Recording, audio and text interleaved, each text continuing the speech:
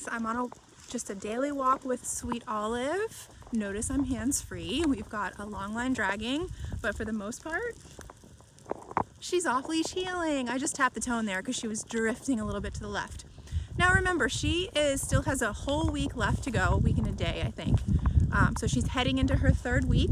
So we're just now starting to proof things, take it off property.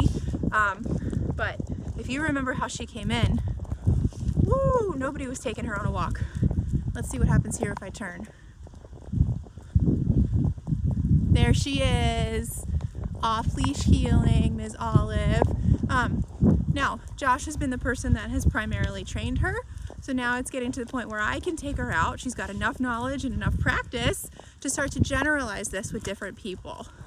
Heel doesn't only apply with Josh. It applies to anyone telling you heel. And so now she figures out all humans, as long as they have the proper training on the equipment, they can hold her accountable for all these commands that she knows. So how am I using my remote? Let's see. If she starts lagging behind, actually right here, tap. If she starts lagging behind, I can use my tone. I can also use my tone if she's lagging to the left. If she's being pushy, that's when I'm going to use my stim. My favorite way to keep dogs from being pushy in their heel command is what I like to call the heel tap. I'm going to pick up my left ankle, tap it into their chest, and at the same time, I'm going to tap my e-collar. Come on, honey. That was a tone right there. I can also do tap and turns. Good job.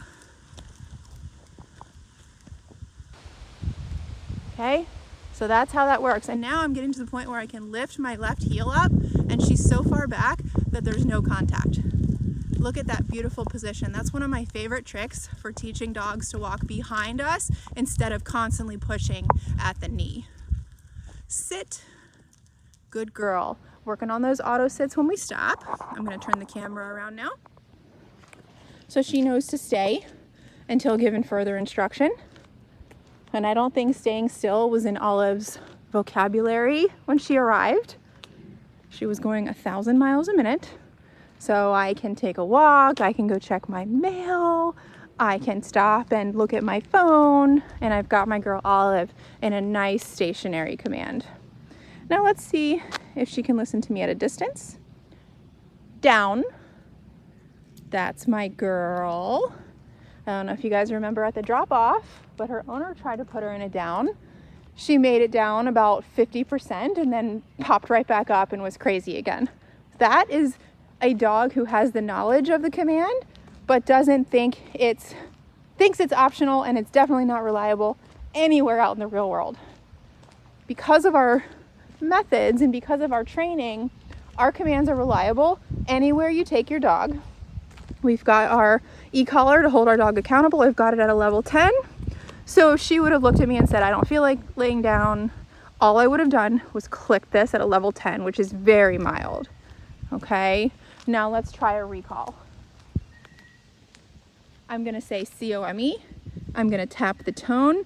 I'm gonna praise her when she's on her way, and then she's gonna sit her down at my feet.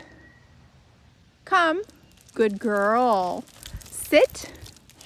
Perfect job, my sweet angel. That's my girl, yeah. Break, good girl. All right, guys, so we've shown you her off-leash heel, how we fix the position, whether that be tone if she's lagging behind or to the left, a heel tap with some stim if she's pushing forward. We've showed you her auto sit, her sit stay, her down at a distance, her recall to a sit, and her break. So with a week left, she's doing amazing. She's gonna start heading off property pretty much every day in this final week. And so, yeah, look, she's on break and she's putting herself into a heel.